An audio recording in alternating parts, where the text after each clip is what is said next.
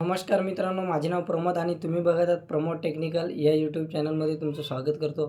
तर मित्रांनो, माझी लाडकी बहीण यांची जी KYC आहे ती कशाप्रकारे करता येणार आहे आणि सोप्यात सोपी पद्धत ही आणि बरेचसे कमेंट येत होते, की बरेचसे फोन देखील आपण सायबरमध्ये येत असतात, की KYC कशा पद्धतीने केली जाते आणि कशाप्रकारे न चुकता करता येणार आहे.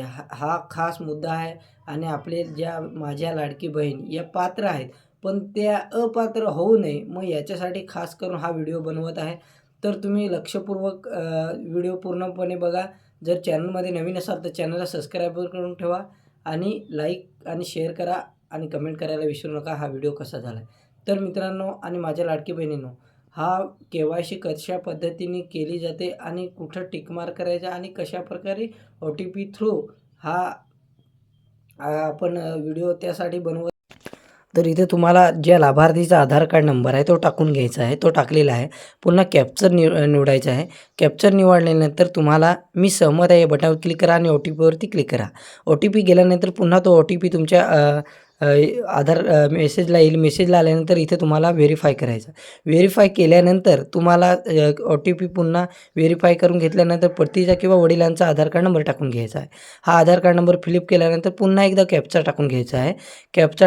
आधार कार्ड नंबर टाकल्यानंतर कॅप्चा टाका.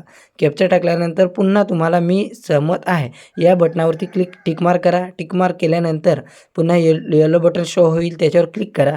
क्लिक केल्यानंतर पुन्हा OTP जाईल. OTP गेल्यानंतर पुन्हा SMS द्वारे म्हणजे वडिलांच्या किंवा पतीच्या आधार कार्डला मोबाईल नंबर असेल तो त्याच्यावरती OTP जाईल. तो पुन्हा इथे तुम्हाला व्हेरीफाय करायचा आहे. इथं OTP टाकल्यावर व्हेरीफाय करा. व्हेरीफाय केल्यानंतर पुन्हा तुम्हाला एक थोडंसं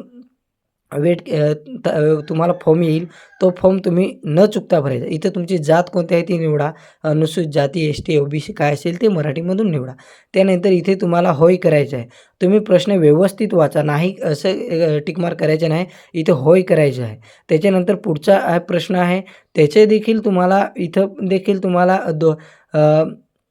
होय करायचं. का? कारण तुमच्या 2 लाभार्थी लाभ घेत असतील तर होय करा. 2 पेक्षा जास्त असतील तर तुम्हाला नाही करायचं आहे. तर इथे तुम्ही व्यवस्थित प्रश्न वाचा आणि होय करा. अन्यथा तुम्हाला बाद केलं जाणार आहे. हा अत्यंत इम्पॉर्टंट प्रश्न आहे. तर तुम्हाला हा इथं होय करायचा आहे. त्याच्यानंतर खाली टिक मार्क करा. टिक मार्क केल्यानंतर येलो बटनावर क्लिक करा. क्लिक केल्यानंतर तुम्हाला KYC पूर्ण झाल्याचा तुम्हाला एक व्हेरीफायचा एक ग्रीन याच्यामध्ये तुम्हाला येईल आणि हा आपला व्हेरीफाय झाले KYC झालेले आहे.